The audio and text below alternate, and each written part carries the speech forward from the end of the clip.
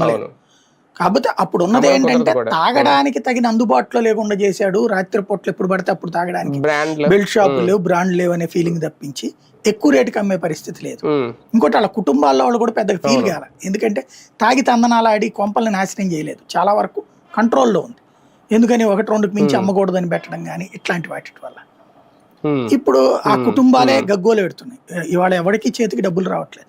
ఒకటే ఈ తాగుడు దాంట్లో వచ్చే ప్రాబ్లం ఏంటంటే, ఈ తాగడం విపరీతం అయ్యాక, అందుబాటులోకి ఎక్కువ అయ్యాక ఒకసారి అలవాటు పడ్డాడు ఆగలేడు.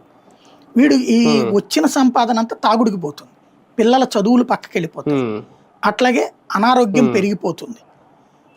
దాంతో ఈ లేడీస్ వెళ్ళి పనులు చేసి సంపాదించాలి, వాళ్ళ ఆరోగ్యాలు దెబ్బతింటాయి, మొత్తం కుటుంబ వ్యవస్థ చిన్నాభిన్నం అయిపోతుంది.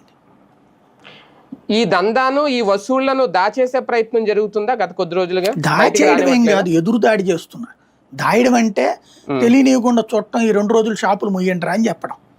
కానీ ఎదురు దాడి, అయి బెల్ట్ షాప్ ఏడుంది చెప్ప అంటే నువ్వే చెప్తుంటే బెల్ట్ షాప్ ఉన్నాయని ఊరుకోమని చెప్తుంటివి, పీడీ యాక్ట్ పెట్టిస్తామంటుంటివి, కఠిన చర్యలు తీసుకుంటామంటుంటివి, ఎక్కడున్నా చెప్పమంటున్నారు. పెట్టండి, మీరు ఒక టోల్ ఫ్రీ నెంబర్ పెట్టండి, లేదా ఓ పని చేయండి, ఆన్లైన్లో విత్ ఎవడన్నా కంప్లైంట్ చేస్తే ఆ కంప్లైంట్ ఎక్కడ షాపు, దాంతోపాటు ఆ ఫోటో వాడు అప్లోడ్ చేస్తే